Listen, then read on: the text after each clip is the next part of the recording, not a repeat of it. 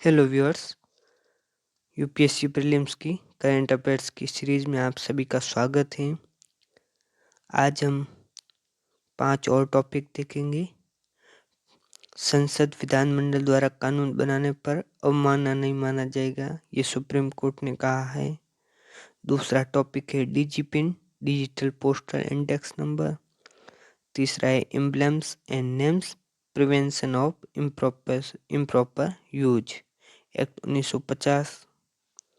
POCSO अधिनियम पर supreme court का हालिया दृष्टिकोण और आयकर विधेयक 2025 और डिजिटल तलाशी शक्तियाँ, तो इनके बारे में पढ़ेंगे आज। शुरू करते हैं। पहला टॉपिक, संसद विधानमंडल द्वारा कानून बनाने पर अवमानना नहीं, सुप्रीम कोर्ट ने कहा है। सुप्रीम कोर्ट ने स्पष्ट किया कि संसद या राज्य विधानमंडल द्वारा पारित कानून को न्यायालय की अवमानना नहीं माना जाएगा जब तक कि उसे असंवैधानिक घोषित न किया जाए। अब समझते हैं कैसे। कि एक होता है कि सुप्रीम कोर्ट ने उस उस चीज को बैन कर दिया जिसका बारे में अभी कानून बना नहीं है, और तो क्या संसद या विधानमंडल क्या कर सकता है, उसको कानून बना सकता है। अब कानून बनाकर उसको लीगलाइज कर दिया तो ये कानून, ये न्यायालय की अवमानना नहीं है। अब न्यायालय की अवमानना क्या है कि यदि सुप्रीम कोर्ट किसी कानून को असंवैधानिक घोषित कर दे, उसके बाद फिर कानून बनाए या उसके बारे में कुछ और करे, तो ये न्यायालय की अवमानना माना जाएगा। तो न्यायालय की अवमानना करते न्याय के आदेश की गरिमा का उल्लंघन। यदि कोई कानून न्यायालय के आदेश के बाद भी बनाया गया हो, तब भी वह अवमानना नहीं होगा। यानी न्यायालय के आदेश का मतलब ये नहीं है कि आप न्यायालय ने कुछ चीज को दिया तो आप उसको लीगलाइज कर सकते हो, लेकिन यदि उसने न्यायालय ने असंवैधानिक घोषित कर दिया तो आप लीगलाइज नहीं कर सकते। अब कौन कौन से में ये पावर दी गई है, ये प्रीलिम्स फैक्ट है याद करने लायक। अनुच्छेद 129 में सुप्रीम कोर्ट को अवमानना की शक्ति दी गई है। अनुच्छेद 215 हाई कोर्ट को अवमानना की शक्ति दी गई है। और अनुच्छेद 245-46 विधायक कानून बनाने की शक्ति है। अवमानना अधिनियम 1971 बनाया गया है, जिसमें अधिकतम दंड 6 माह की कैद या 2000 रुपये जुर्माना या दोनों। प्रीलिम्स ट्रिक है कि लेजिस्लेटिव सुप्रीमेसी और नॉट जुडिशियल सुप्रीमेसी, दोनों की सुप्रीमेसी नहीं है, दोनों में संवैधानिक संतुलन है। दूसरा टॉपिक है Digi PIN, digital postal index number.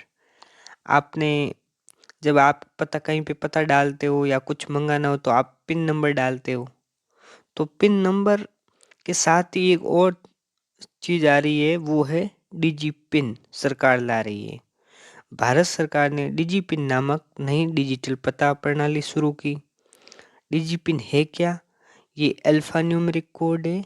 Alpha numeric code है 10 नंबर के, और भारत की पूरी भूमि को 4x4 मीटर ग्रिड में विभाजित करता है। कि एक वो जो डीजीपी नंबर के लिए वो कितने कितने एरिया के लिए है, वो 4x4 मीटर स्क्वायर के लिए, और हर स्थान का अद्वितीय डिजिटल पता होगा। इतने एरिया के लिए अलग विकसित किया गया, डाक विभाग द्वारा विकसित किया। NRSC इसरो के सहयोग से, जो इसरो का एक पार्ट है, नेशनल रिमोट सेंसिंग सेंटर, तो उसके सहयोग से डाक विभाग ने ये विकसित किया गया है। विशेषताएं क्या हैं? शहरी प्लस ग्रामीण प्लस समुद्री क्षेत्र, किसी व्यक्ति की निजी जानकारी संग्रहित नहीं की गई है इसमें। ये और खास बात ये है कि पिन को रिप्लेस नहीं किया गया, मतलब पिन कंटिन्यू रहेगा, बल्कि पिन की जो कमियां हैं उसकी और पूर्ति करने के लिए कॉम्प्लीमेंट करेगा। कि पिन से ज़्यादा आगे बढ़कर पिन एक थोड़े बड़े एरिया के लिए माना जाएगा, लेकिन जो डिजी पिन ये एक विशेष, मतलब बहुत छोटे एरिया के लिए एक डिजी पिन, विशिष्ट डिजी पिन मिलेगा, क्योंकि इसमें 10 नंबर हैं जबकि पिन में 6 नंबर ही है। और अब पिन कोड की बात करें तो इसकी शुरुआत 15 अगस्त 1972 में हुई थी। ये 6 अंकों का कोड है। अब इसमें जो पहला अंक है वो क्षेत्र के लिए है। भारत को 4 क्षेत्रों में बाँटा गया, तो पहला अंक क्षेत्र के लिए, उसके बाद के 2 अंक है ना, उसके बाद के नहीं, शुरुआत के फर्स्ट अंक के क्षेत्र, शुरुआत के 2 अंक है ना, वो है उपक्षेत्र, और शुरुआत के 3 हो गए वो जिला, और जो अंतिम 3 अंक हैं वो विशिष्ट डाकघर है। तो ऐसे ये 6 अंक बनते हैं। अब ये क्वेश्चन, वो अगर डिजिट पिन का संबंध किससे है, तो डिजिटल भू स्थानिक पहचान। अब तीसरा टॉपिक है emblems and names prevention of improper use act 1950। ये समाचार में क्यों है, क्योंकि सुप्रीम कोर्ट ने सावरकर के नाम तथ्यों की स्पष्टीकरण याचिका खारिज की। उसमें मतलब सरकार ने सावरकर के नाम इस एक्ट में डालने की कोशिश की, लेकिन सुप्रीम कोर्ट ने याचिका खारिज कर दी।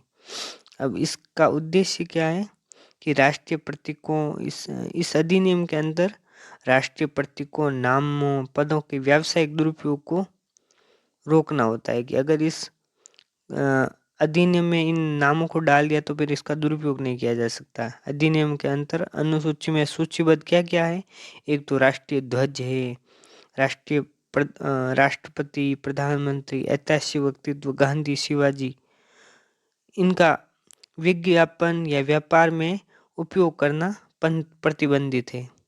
संरक्षित नाम चिन्ह का उपयोग दंड और इसके लिए जुर्माना है।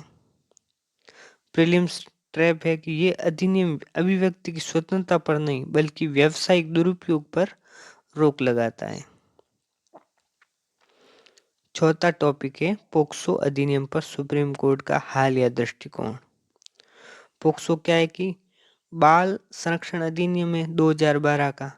इसमें 18 वर्ष से कम आयु के बच्चों के साथ कुछ संबंध बनाने या ऐसा कुछ किया जाता है, सेक्सुअल हैरेसमेंट, वो सहमति हो या असहमति, दोनों के आधार पर जो ये इस पोक्सो एक्ट के तहत आपको दोषी होंगे। अगर आपने ऐसा किया तो सहमति के साथ भी दोषी होंगे।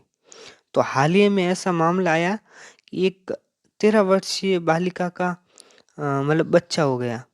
तो सुप्रीम कोर्ट ने बाद में कोर्ट में ये आया तो कोर्ट ने कहा कि आप भाई दोषी हो। तो उस व्यक्ति ने कहा नहीं, ये तो मेरी पत्नी है और ये सहमति के साथ किया गया है। तो सुप्रीम कोर्ट ने इस पर एक्शन लिया कि ये कोई मिसाल नहीं बननी चाहिए कि आप सहमति के साथ कर रहे हो तो ये इस आपसे एक्ट से छूट मिल जाएगी। नहीं, ऐसा नहीं होगा। अगर आप 18 वर्ष से कम हैं तो और सहमति के आधार पर भी आप इसके तहत दोषी होंगे। निचली अदालत ने नरमी दिखाई पर सुप्रीम कोर्ट ने पोक्सो एक्ट की कठोरता पुनः स्थापित की। सुप्रीम कोर्ट के प्रमुख बिंदु, पोक्सो में सहमति अप्रासंगिक, सहमति का कोई लेना देना नहीं। और इसने जो अनुच्छेद 142 न्याय करने की शक्ति का यूज किया गया है। 142 में है कि सुप्रीम कोर्ट पूर्ण न्याय करने के लिए कुछ भी कर सकता है लेकिन कानून को कमजोर नहीं कर सकता। चिंता, सहमति के नाम पर बाल संरक्षण कमजोर न हो। प्रीलिम्स फैक्ट, एक इम्पोर्टेंट बात है कि पोक्सो जेंडर न्यूट्रल लॉ है, यानी बालक हो या बालिका, दोनों के साथ अगर ऐसा कुछ सेक्सुअल हरेसमेंट जैसा हो तो वो दोषी होगा। दोनों इस एक्ट के तहत शामिल है। और पांचवा टॉपिक है आयकर विधेयक 2025 और डिजिटल तलाशी शक्तियाँ।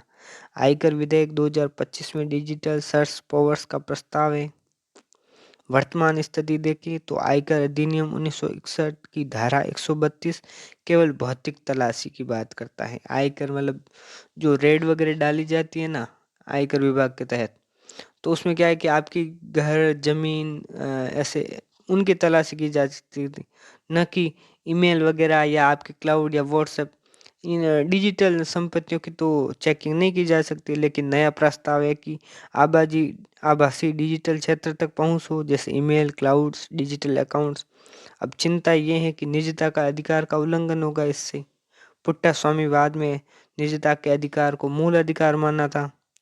अब यहाँ आनुपातिक परीक्षण की साबित करना पड़ेगा कि ये जो इसका उद्देश्य है ना वो वैध होना चाहिए और आवश्यक साधन जरूरी है न्यूनतम हस्तक्षेप, न्यायिक निगरानी, आगे की राह, पूर्व न्यायिक वारंट, स्पष्ट परिभाषा, शिकायत निवारण तंत्र, ये जरूरी है। अगर इसके अलावा बिना कुछ किया तो ये निजता के अधिकार का उल्लंघन होता और मूल अधिकार का संरक्षण आवश्यक है। प्रीलिम्स जो ये टॉपिक थे ना, ये लिंकेज देखे तो राइट टू प्राइवेसी और डिजिटल गवर्नेंस, ये मतलब मुद्दा जो था ये, इसमें दोनों मुद्दे आ जाते हैं। और core core area judicially legislation, जो मतलब दोनों के बीच संतुलन की बात की गई थी। डीजीपिन डिजिटल गवर्नेंस का एक उदाहरण है। Emblems act, polity versus law, polity plus law है। पोक्सो मतलब इसमें सोशल जस्टिस, और IT bill 2025 economy plus rights. Thank you.